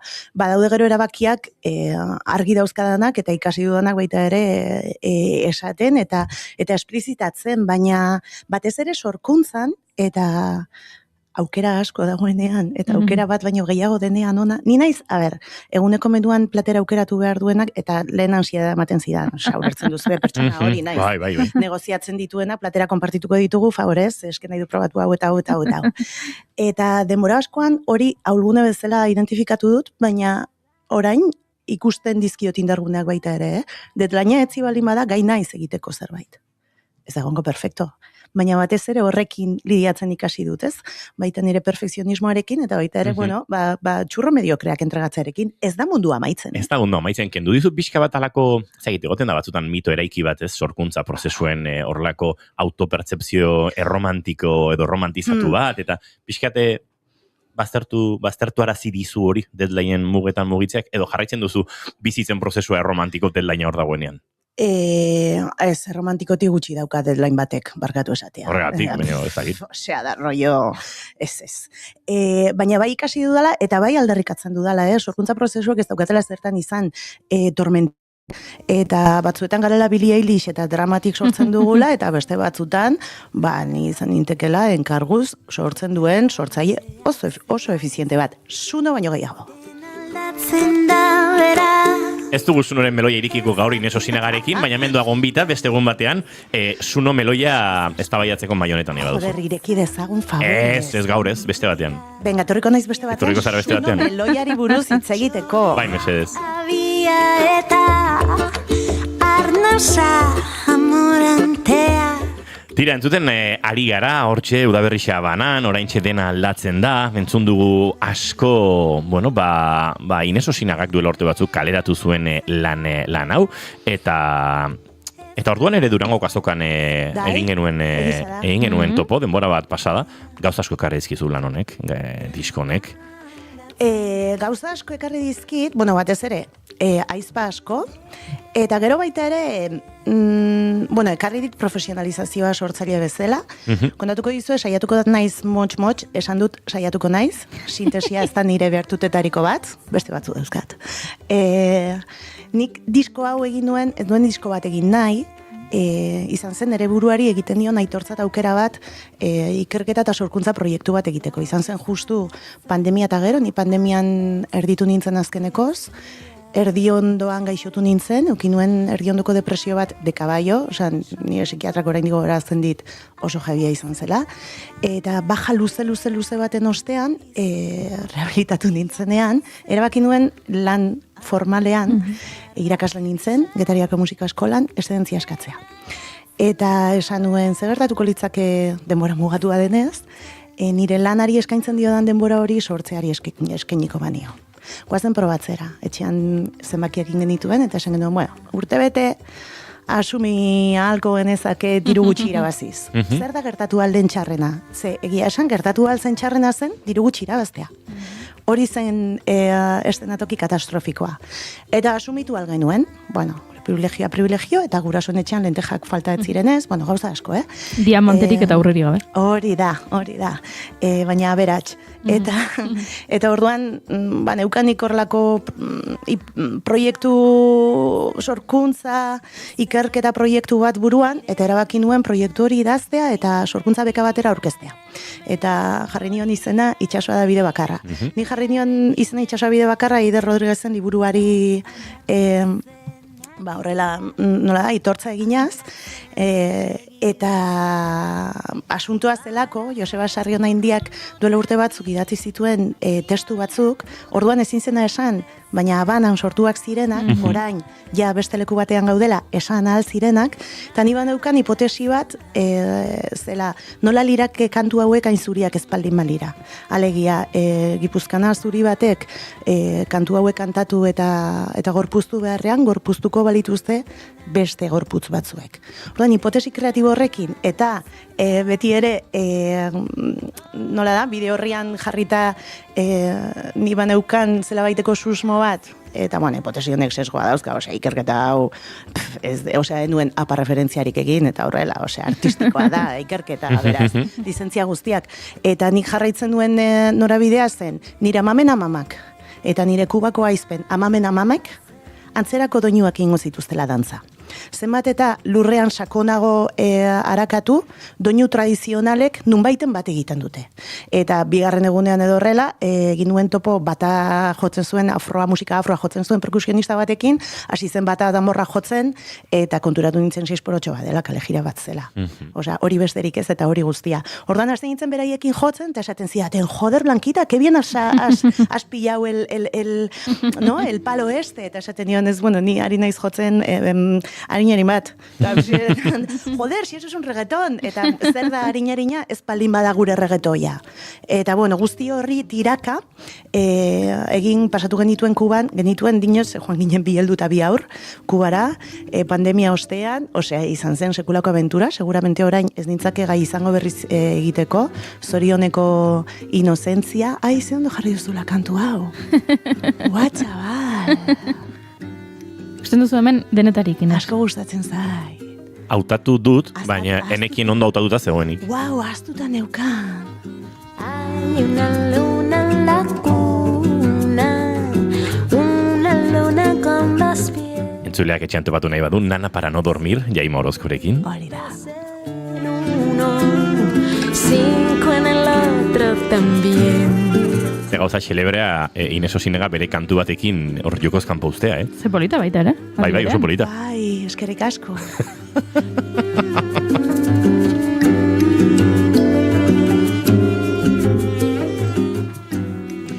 Ari zinen ala ere, Kuban, pandemia ostean, bi heldu eta bi aur? Bueno, hori da, eta izan zen, klaro, hemen ere ikasi nuen baita ere sortzeko dirua behar dela, eta dirua lortzeko dosier asko idatzi behar direla, dakizu dosier gintza dela beste genero literario bat. Bueno, batzuk azken aldian lortzen dute diru publikoa eta diru laguntzak dosierrik idatzi gabe, baina bueno, hori beste meloi bat utziko dugun nahi duzuenean hitz egiteko ni buruz, ados? Bagara sortzaileak, zintzuek diru publikoa behar dugun gure sorkuntza aurrera eramateko, batez ere gure sorkuntzak ez direnean merkatu kapitalistan errentagarriak, ze hemen dago meloiaren beste ertza. Beste meloi bat. Eta da nire sorkuntzak diru asko emango baldin balidate, ez nuke diru publikorik beharko, baina nola nire sorkuntzak ez diren errentagarriak ekonomikoki, eta hor dago gure kulturaren balioa. Horraitinik esaten du diru publikoa jasotzen dugunean subentziotan kulturgileok egiten dugula magia, eta bihurtzen dugula dirua baino balio gehiago daukan zerbaitetan. Baina, bueno, total, finantziazioa behar dela, eta dirua eskatu behar zaiola daukanari. Eta ikasi nuen dosierrak egiten, eta ikasi nuen trampeatzen baita ere, barkatu, hemen, trampeatu ez fakturak. Alegia, trampeatzea araua. Arauak beti dauzka iskinatxo batzuk. Orduan adibidez nik eskatu duen joan nintzen etxaparen gana eskatzera ikerketa egiteko diru laguntza bat, eta esan zidaten ikerketa egiteko etzegoela diru laguntzarik, dagoela bira egiteko, ez? Atzerrian bira bat egiteko adibidez. Eta nik esan duen, baina ezin dut bira bat egin, ze oraindik ez dauzkat kantuak, ninoa ikertzera, eta pasatuko ditut bian, bertako musikeriekin hartu emanean, tori guztia. Eta esan ziguten, bueno, 5 kontzertu espaldin badituz egiten, ezin dizugu eman, esan duen, bueno, egingo ditugu 5 kontzertu haiek. Komplikatua izan zen. Kuban gauzak komplikatuak dira batzuetan, katuen gauzak bezala. Edo gero adibidez, nik enuen nahi disko bat atera, nik nahi nuen ikerketa hori formatua artistiko batean argitaratu, baina hortarako ez daude diru laguntza musikariontzat, beraz, disko formatu bat eman behar izan nion. Nik enuen disko CD hori sartu nahi, zertarako plastikoa, baina, bueno, ez nituen konbentzitu behar izan dituenak. Orduan, badira, peaje batzuk ordaindu behar dituguna gure sorkuntzak egiteko beti dira hoiek. Orduan, da, ez dakit, ni jarri behar izan ditut balantzan, zeintzu diren egin nahi ditudan gauzak, eta zeintzu diren egin nahi ditudan gauza horiek aurrera ateratzeko egiteko prest nagoen gauzak, nire marragorriak gurutzatu gabe. Hori da, gurutzatu gabe. Ordan, bueno, hori ikasi dut, Itxasoa da bide bakarra proiektuarekin ikasi dut baita ere produktora izan nintekela, izan zen, lehenbiziko lana, ez da nire diskoa, da nire aizpen diskoa nik ekoiztu dudana. Ez dut hainbeste jotzen disko hontan. De hecho, ez dut kantu bat bera ere sinatzen konposatzaile bezala nik bakarrik. Erabaki nuen, kolaboratzaile guztien artean banatzea kredituak. Bueno, hemen dago beste meloi bat baita ere, autoria beste batean, bale? Hemen eskerrak eman nahi dizkio nire abokatuari. Ines Osinaga, ez du eskatu, baina nahi gabe ari da eskatzen sekzio bat, bigarren kafean. Bai. Ez zitumaten bizitzak. 17 meloi eta pare bat disko. Ines Osinaga. Meloi postua. Eta egin genezake gainera Meloiak salgai. Kareta bat furgoneta horietako batean iritsi da zure herrira ez dakit nongo meloia herri bat asmatu barko nuke. Wow. Hemen izaten zen el rico melón de Villaconejos. Biauntxi beti. Biauntxi. Claro, Villaconejos egia da. Arrasatera ere bai etorri zen. Badakizue Habanan hori dela el bocadito de helado eta doa motor bat horrekin eta zaudetxean eta derrepente duzu el bocadito de helado gure txikiak ohitu ziren eta ja harrapatu zioten ordua motor horri eta badago musikari bat M. Alfonso diskoan parte hartzen duena baita ere M. Alfonso da eske denak dira artista zoragarriak baina badakizu zer den gauza ez dira zuriak bestela agian ezagutuko genituzke guztiak. M. Alfonsak esaten du, bere disko guztietan dagoela tomaren batean kolatuta, bokadito de helado bat. Eta, total, joan ginelako gara disko gogor batekin, mikrofono bat, soinua, pare bat pandero, pardel pila bat, maleta bat medizinaz beteta, hor, Angeratu zena. Eskerrik asko gure pediatrari. Denok trampeatzen ditugu hemen arauak justizia ez dagoen bitartean. Beste meloi bat. Eta joan ginen ara, eta bueltatu nintzen disko gogor hori doinuz eta kantuz beteta. Eta nire asmoa etzen horrekin disko bat egitea, baina beka horrek zeraman letra txikian azpian Durangon salgarria izango zen zerbait argitaratzea horrekin. Ordan, hor hartu nituen nire lizentziak, adibidez, liburuak dauzkan nahi nuen Moleskine bat, libretitis grabea daukat, libreta bati pegatuta bizi naiz, eta nire libretak nire bizitza libretetan kabitzen da, nireak denak dira iguala gainera. Moleskineak dira. Beitu, adibidez hau ez da Moleskine bat, etzegoen Moleskinerik eta nago desiatzen bukatzeko. Nire gustatzen zait, desberdinak izatea. Beitu, Dazkatola como random. Zure lagunek badakite zerroparitu. Hori da, eta estetika bakoitzak ematen dit gauza baterako bezala. Ni dauka lagun bat, Felipe, by the way, zorionak, Felipe, ez dizu deitu, daukala proiektu bakotzerako libreta bat. Horta nik ukin nuen temporada hori baita ere, baina konturatu nintzen 5 libretakin bizitzen ezin nintzela ibili. Orduan multitasking dago nartu. Hori da, 5 proiekturekin bai, baina 5 libretarekin ez. Hori da, ni 5 proiekturekin zoriontsu naiz, baina 5 libreta ezin ditut kudeatu. Orduan daukat libreta bat para todo esaten dena, adibidez hemen dago gaurkoa, hemen dago agenda, egon daiteke hemen lagun batekin kafe hartu nuela eta hemen hartu nituela bilerak, erosketa zerrendak. Hemen jartzen du txaranga feministen topaketa adibidez, ez? Gauztak. Tiketak, asesoriara eramateko tiketoiek. Bai, eskaneatu behar ditu. Ze bestela gero, besta ordaintzen du alperrik eta kontuz. Ozabe gondo egin behar dira. Senyora ekintzaile bat ni, ian behin, nire buruaren sekretaria bihurtzen naiz, gustatzen zailan hori bebai, ian behin egiten dudalako seguramente, Beste meloi bat. Bai, beste meloi bat. Baina, bakizu zer gertatzen zaidan, aspertzen nauela beti gauza bera egiteak. Adibidez, errepertorioekin ere oso gutxitan egiten du kontzertu bera 25 aldiz. Seguramente baita ere enaizelako mainstreama, hori badago baita ere ez, agian ez dakit, egingo balin banituzke 25 soldaut, eta ukiko balin banitu 150 programazio proposamen, agian egin beharko genituzke. Baina, ez da kasua, eta ez da nire desira, ez da ere, ez dut horrekin desiratzen. Nik gozatzen dut lehenbiziko kontzertuan. Beste 5-10 egin nitzake, hortik aurrera aspertzen naiz. Eta aspertzen ba naiz, ez dut horregon nahi. Ez dut aspertzen naizen tokian egon nahi. Hau ere, miremonoslo, egia da. Orduan, oso zoriontsu naiz tiparrara bat izan da. Musikari rara bat izan da, beti izan naiz tiparrara bat, osea nahi dut esan. Gaztetan nintzen enpoionegia maja izateko, majaegia enpoiona izateko. Gero heldutan, beti izan naiz boieraegia nere espazio normatiboetan, heteroegia nere espazio transfeministetan. Ez dakit. Feministegia ama izateko, amaegia feministe izateko, trikitilari musikari izateko. Musikariegia, trikitilari izateko, ulertu diazu perfectamente. Bai. Orduan, askotan sentitu dut norman eskabitu hori, asko estutu nau bizitzan, izugarri, eta azken urtetan, saiatzen naiz horri indargune bat. Indargune bezala ikusten bada nire superbotereetako bat. Bada nire superbotereetako bat gauza asko, oso desberdinak eta oso anitzak egin ahalitu dela, nahi ditudala eta eta egiteko aukera daukadana. Beraz, tiparrara bat naiz, beraz nire lana da, musikari izatea, tiparrara bat izan da. Orduan, enaiz musikari normatiba bat, enaiz inondik inora industriak momentu hontan eskatzen duen musikari kanon hori, bueno, gero gainera emakumea naiz, eta senyora naiz, bigarren meloia, ez da berdina emakume musikari izatea gazte lerden eta argal garen bitartean, edo ezain gazte, ezain lerden eta batez be senyora garenean, asko estorbatzen dugu sisteman. Eske joaten naiz, por favor. Horrela da nire burua, Ena bil disimulatzen. Venga, lasai. Itxo.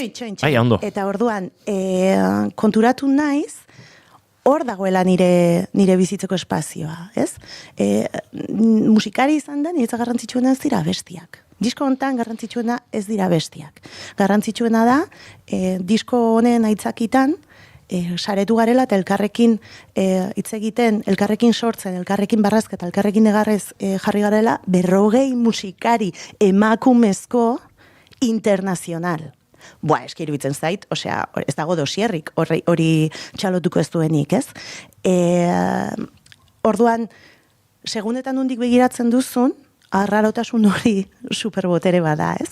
Nik errepertorio bat egiten dudanean, ze egiten ditut ad hoc errepertorioak, osea, da pixkat inigo duela, ez dakit aste pare bat esan zenidan, zer beharko duzu, zein izango da zure seta, zer beharko duzu teknikoki, eta uste erantzun dizula, ez dakit segun. Esan zenidan, segun. Esan zenidan, bezperan nik bezperan jakiterekin nahikoa dut.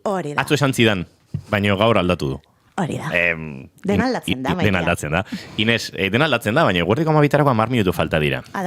Guk negozio batzuk genituen hemen, bi abesti. Ze ingo dugu. Nahi duzuen. Nahi zu kantu bat egin, inezak guardiko 12 entzuleak gaur entzungo ez duen, baina beste momentu batean entzungo duen entrevista zati bat. Guazen kantu baten bila. Eta gero goiurizuk itzegin hemen, itzegin zazue, eske goiuri esan nahi nuen. Zepo zazue hemen ikustea, ez da? Benetan. Kantatuko dizuet, uste dut, kantatuko dizuet dala Rimmel. Ados. Ez badu hemendik ukelerera bidean iritzi aldatzen. Gerta daitekela. Kapaza ikusten zaitugu. Gerta daitekela. Eta Rimmel eskaini nahi diot nire iraganeko niari. Urte askotan egon naiz haserre berarekin, bota zuria jasten zituen Inesarekin, agian norbaitek ezagutuko du, tipa lotxagabe bat, lehen lerroan jartzen zena, gero ezagutzen zuena jendeak eta esaten zuela, joder, tia, tipa maja bat zara. Ez, esaten duela, joder, borde egia maja izateko, hori ere naiz. Eskize gauzaen, ni flipatzen nindun bota txuridun Ines Ark, gogoan dut 2022ko entrevista hartan saniola eta Ines zen, nik ez. Orduan haserrenengoen berarekin, egin ditut pakeak una pasta terapian kostatu zait. Baina egin ditut pixka pakeak berarekin. Ez da gorretarako subentziorik etxeparen. Ez da gorretarako subentziorik ez. Ez da ekintzaietza agentzian autonomoentzat, ez da ere. Egin ditut pakeak, eta gehiago esango dizuet, eskertzen diot nire iraganeko niari. Horregon izana, batez ere ausartu izana, baina egin izana. Eta azken finean, klaro, tipa horrek trikitixa jotzen zuen, baina izugarri gustatzen zitzaion Super Mario Bros. 3 era jolastea. Orduan, noa hitz egiten lehenengo pertsonan, ze tipa hori ni naiz. Osea, disoziatuta bizi izan da izan arren urte askotan. Beraz, eskerrik asko Inez, zuzen euskan, 2 pasio bizitzan, trikitixa jotzea, eta Super Mario Bros. 3 era jolastea. Hori horrela izan da, denok ulertzen duzue, nola hasi nintzen teknoa egiten, ez da. Banoa. Inez Osinaga, gure zeta akustikora.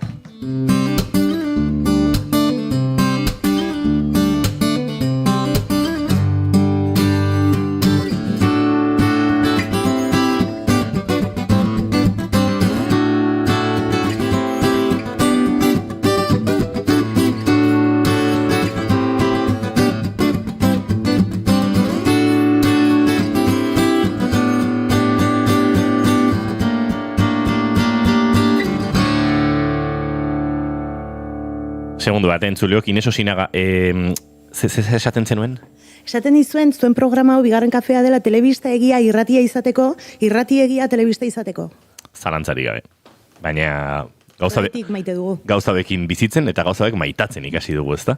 Inez Osinaga, Rimmel, nahi duzunean.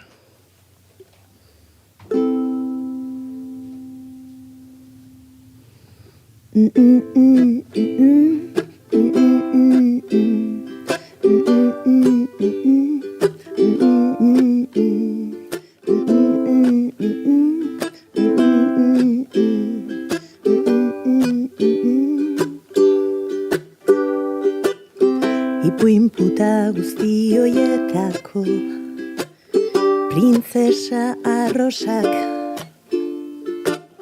zeharo nazkatzen nauten maitasun kantuak isildu behingoz eta sartzazu mingain hori txuloan ez baldin banauzu aspertu nahi eman muxua oan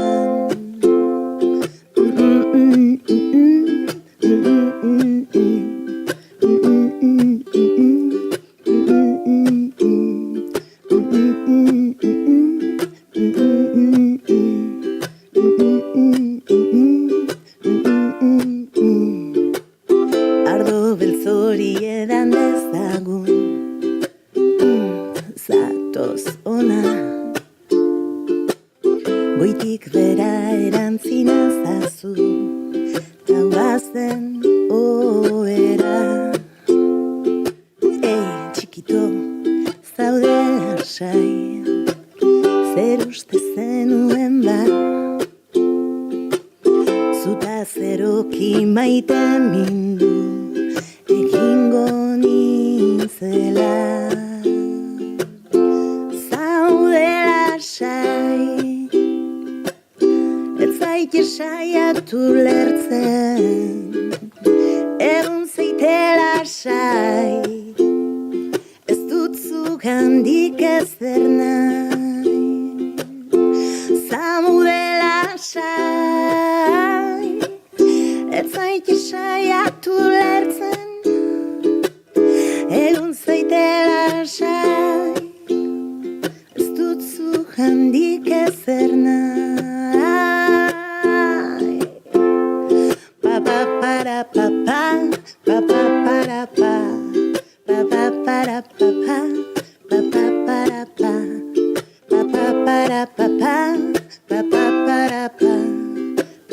para pa zupozik zaude euria ari badu ni pozik nago zupozik ez zaude nian zupozik zaude euria ari badu ni pozik nago euririk ez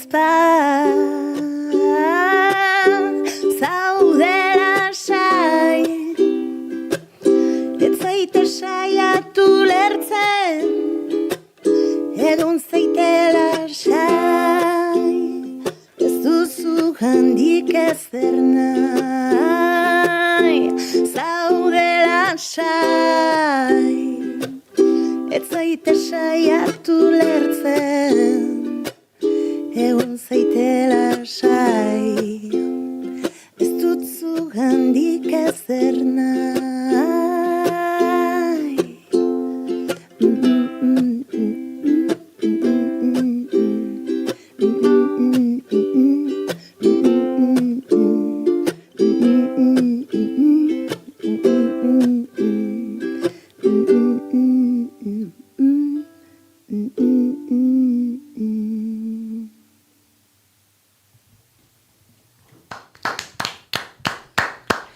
Hortxe ba Ines Osinaga eta Rimmel, Ines Osinaga eta Ines Osinaga aurrez aurre, ia, hau da Kramer kontra Kramer pelikulan bezalaxe.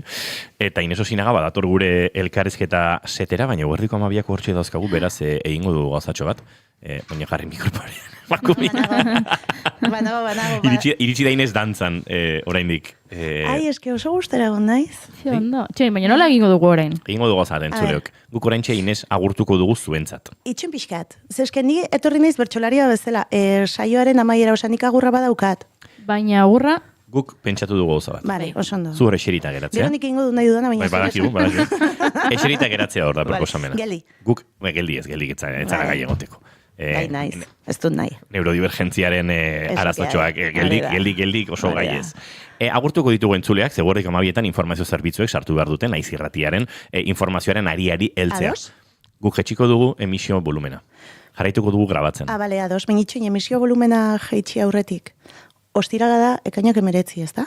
Bai. Plazer baduzue itxasondon. Luzean. Ni bakarrik, ukelelea, trikiak, panderoa, makinitak. Ez dakit oso ondo zer repertorio joko dudan, erabakiko du bezperan. Itxasondoko plazan.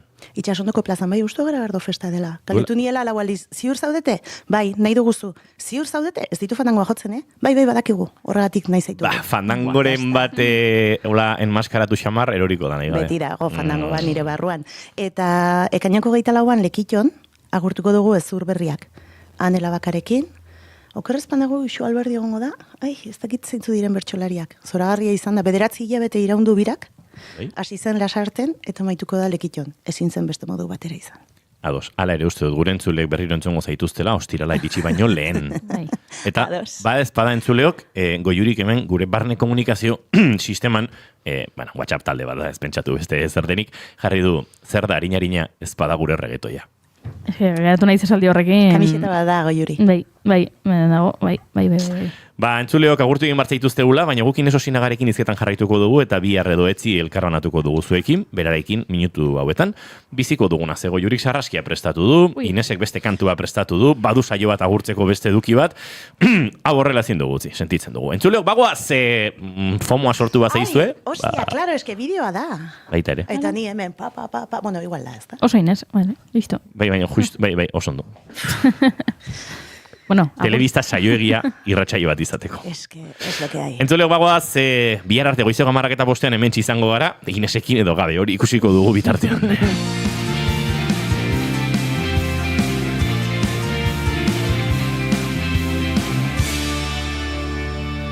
Keep calm and bigarren kafea.